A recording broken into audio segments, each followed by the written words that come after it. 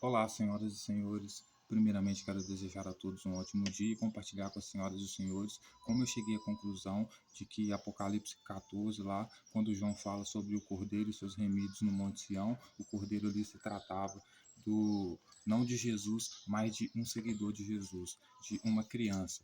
Eu cheguei a essa conclusão porque lá no livro de Mateus, capítulo 18, está escrito que o maior no reino dos céus, quando os discípulos entram em discussão para saber quem que seria o maior no reino dos céus, porque Jesus poderia morrer a qualquer momento e como toda liderança precisa, quando morre, precisa estabelecer outra. Aí eu quero dizer para os senhoras e senhores como eu cheguei à conclusão de que o cordeiro aqui era aquela criança que Jesus disse que seria maior no reino dos céus dele, certo? Ele vai dizer assim, Mateus capítulo 18. Naquela hora, aproximaram-se de Jesus os discípulos, perguntando: Quem porventura é o maior no reino dos céus? E Jesus, chamando uma criança, colocou no meio deles e disse: Em verdade vos digo, nem se não vos converterdes e não vos tornardes como crianças, de modo algum entrareis no reino dos céus. Portanto, aquele que se humilhar como esta criança, este é o maior no reino dos céus. E quem receber uma criança tal como esta, em meu nome, a mim recebe. Então, Jesus basicamente está dizendo para os discípulos dele que no reino os discípulos dele perguntando quem que seria o maior no reino dos céus, porque aliás Jesus poderia morrer, eles queriam saber quem que poderia ocupar o lugar no lugar de Jesus. Aí Jesus basicamente diz para eles que o lugar dele não seria ocupado por nenhum dos discípulos, mas sim por uma criança específica que ele já tinha escolhido naquele momento ali. Então ele pega, chama uma criança, coloca a criança no meio deles e diz para eles que quem se humilhar como aquela criança se humilhou fará parte do reino dos céus dele. Ele vai dizer que quem aceitar aquela criança, né, como tal, ou seja, como o maior no reino dos céus dele, como a maior liderança no reino dos céus dele, também vai aceitar ele. Então, por isso, eu cheguei à conclusão de que lá em capítulo 14 de Apocalipse, quando João está descrevendo um momento, né, de conflito político na sua época, ele vai chamar de cordeiro, não Jesus, mas sim essa criança aqui que Jesus estabeleceu como o maior no reino dos céus. Por quê? Porque Jesus, sendo pastor, né, os seus discípulos e os seus seguidores, a multidão, eram ovelhas e os seus filhos eram os cordeiros. Por quê? Porque o filho da ovelha é o cordeirinho, certo? Ele vai dizer lá em capítulo 14 de Apocalipse, o cordeiro e seus remidos no Monte Sião.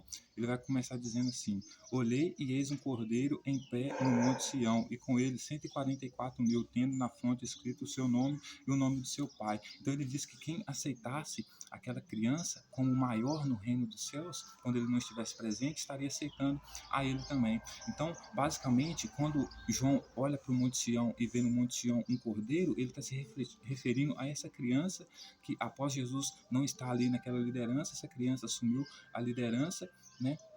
E fez com que recolhesse 144.000 para esse movimento deles, certo? Que era contra as autoridades de Jerusalém, a tradição, as leis de Jerusalém, do povo judeu, etc. E tal, certo? Aí ele vai continuar dizendo,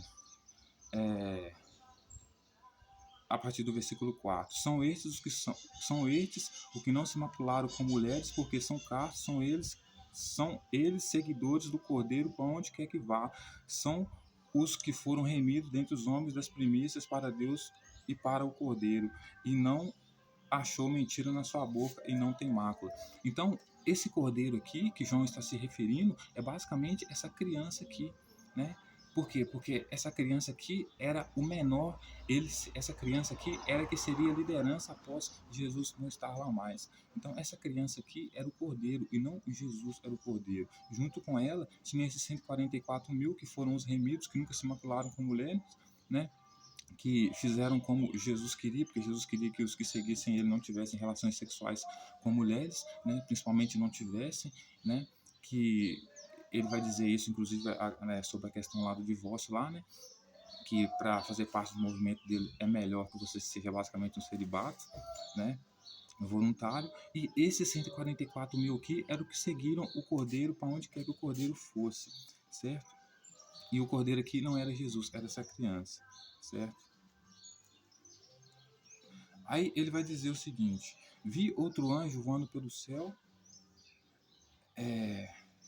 Tá, vou pular aqui os versículos aqui, senhoras e senhores. Aí Jesus, vocês lembram que Jesus tinha falado a questão da ceifa, que ele ia chegar e ia ceifar, né? A ceifa que significa a matança, né? Então esse dia da ceifa aqui já chegou também, que era exatamente esse dia aqui que estava aqui esse cordeiro aqui, ou seja, essa criança aqui exercendo autoridade, controlando todo aquele exército lá que Jesus deixou como herança para o seu suscetível, né? A pessoa que queria seguir a autoridade que ele estava exercendo ali, o movimento dele ali, que é dar continuidade, certo? Aí ele dizia que ia ter uma ceifa lá, e essa ceifa já aconteceu, por quê? Porque justamente foi nesse dia aqui onde João viu sobre o Monte Sião esse exército aqui, que eram 144 mil virgens, junto com esse cordeiro aqui, que foi a próxima liderança que estava exercendo o lugar de Jesus, certo? Aí ele vai dizer no capítulo 14, no versículo 14 ainda de Apocalipse: E olhei, e eis uma nuvem branca, e assentado sobre a nuvem, semelhante a um filho de homem, tendo na cabeça uma coroa de ouro e na mão uma foice afiada. E outro anjo saiu do santuário gritando em grande voz para aquele que se achava sentado sobre a nuvem: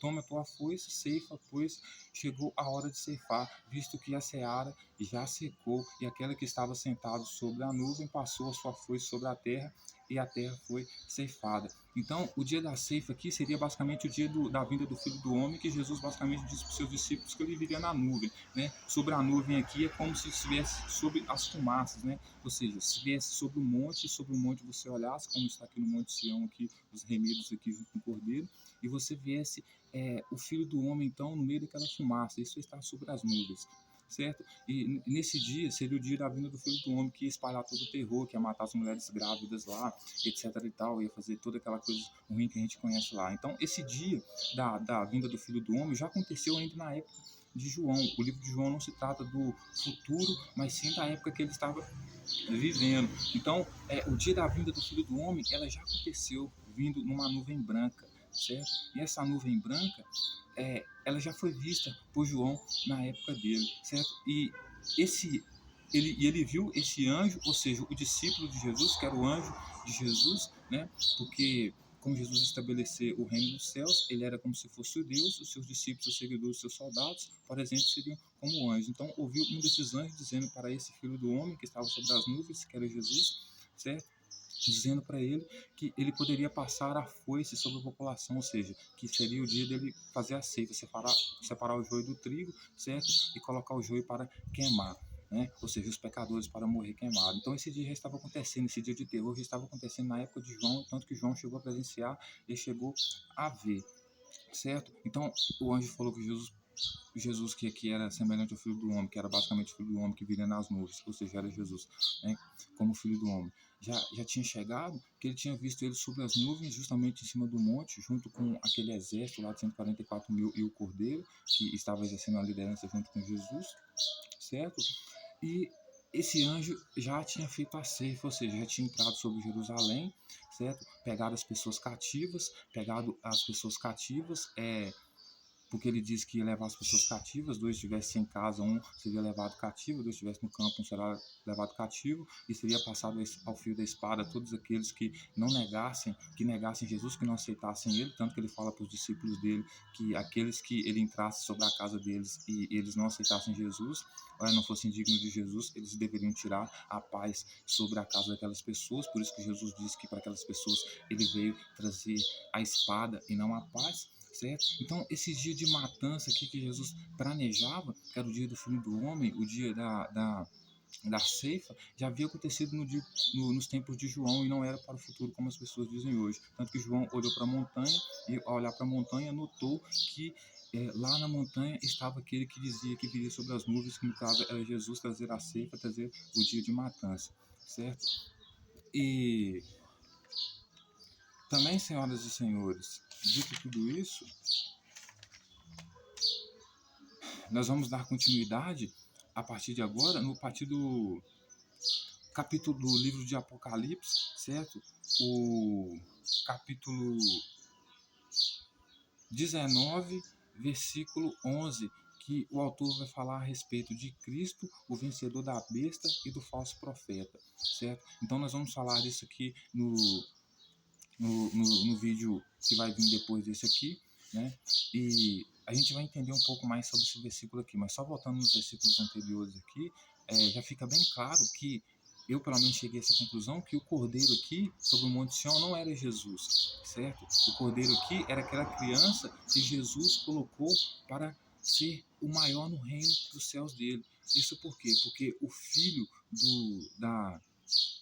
a ovelha, né, o cordeiro, ele é visto como filho da ovelha. Então, se Jesus era o pastor, os seus discípulos, os seus seguidores eram ovelha, o cordeiro aqui só pode ser o filho dos seus discípulos ou os filhos dos seus seguidores, certo? Então, todas essas cenas de Apocalipse aqui, elas já foram presenciadas por João, ela já aconteceu na época de João, não era para o futuro, certo? Primeiro que a gente nem sabe se Jesus existiu, né? A gente pode bater o martelo para dizer nem que existiu e nem que não existiu. Muito menos a gente vai saber se o que escreveram sobre ele é verdade. O que a gente sabe até aqui é que os autores dos textos bíblicos, né, descrevem Jesus como um ser muito violento, né, como um ser muito violento. É isso que a gente pode dizer, né, basicamente um terrorista, porque vinha causar o terror, né. E você vai ver que ele promete, o João, ainda em Apocalipse, né, ele vai dizer no versículo 6, né, que é basicamente um recado, no capítulo 6 ele vai dar um recado para Jesus, que aquele que matar a espada será morto a espada, e aquele que levar a cativeiro será morto a cativeiro, né? Uma mensagem para Jesus que, basicamente, dizendo para Jesus que tudo que ele fizesse com os outros seria feito com ele. Então, se ele dissesse que ia queimar os outros, ele seria queimado. Se ele dissesse que ia jogar os outros no inferno, ele seria jogado no inferno. Ele e os seus seguidores, que também são conhecidos como bestas, como eu já disse nos vídeos anteriores, né? Então, senhoras e senhores, veja bem, é basicamente isso que eu quero que as senhoras e os senhores cheguem à reflexão junto comigo, né? Porque Jesus, de fato, senhoras e senhores, de fato, ele queria espalhar o terror na época dele, né? E contra todas as autoridades de Jerusalém, né? Perverter todo o significado, né? Da tradição, da lei do povo de Jerusalém, tanto que dizia que ela era maior do que a lei, maior do que a lei do sábado, inclusive que era a lei do descanso dos judeus, dizia que ele poderia perdoar pecados, blasfemando contra a lei dos judeus, que era basicamente matar um animal todo ano para perdão dos seus pecados. Então eles colocavam acima da lei, acima da tradição, por isso era tratado como uma besta, como ser arrogante, né? Como ser que andava sobre a sua cabeça nome de blasfêmia contra o Deus dos judeus e a tradição dos judeus. Então eu cheguei à conclusão, senhoras e senhores, de que tanto a vinda do Filho do Homem, né, tanto o dia da ceifa, que era aquele dia de matança, aquele dia horrível lá que Jesus disse que era o dia da vinda do Filho do Homem, né, ele disse que os seus seguidores, né, não terminariam de acabar de andar sobre Israel espalhando o evangelho dele, a vinda do reino dele, ele já estaria vindo atrás trazendo o reino, né? Então, tudo isso já aconteceu na época de João, não é nada para o futuro, né? A gente nem sabe se aconteceu, que tudo tende a ser uma mentira também, uma invenção, né? Mas enfim, tudo isso aqui não é para os dias de hoje, senhoras e senhores. Era para os dias de João e não tem nada para os dias de hoje, certo? Então, eu queria trazer essa mensagem aqui como reflexão para as senhoras e senhores, porque eu cheguei à conclusão de que o cordeiro ali não poderia ser Jesus e, de fato, eu continuo com essa tese, né, de que não é, certo, senhoras e senhores? Então, a gente vai então no próximo vídeo para Apocalipse capítulo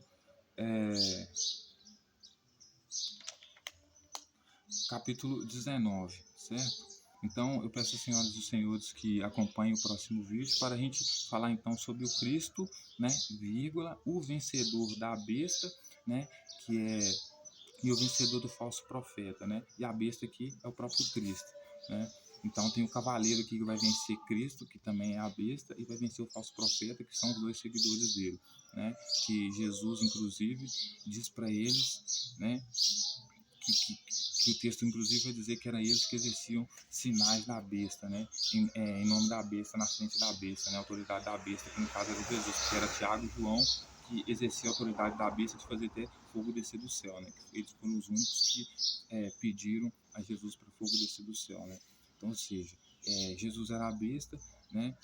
E os seus discípulos eram também a segunda besta e falso profeta, né? Que é vencido por quem? Pelas autoridades judaicas, né? E as autoridades romanas, como Herodes aqui, Pilatos e as autoridades judaicas, certo? Então, voltamos no próximo vídeo aqui, certo? Fique atento.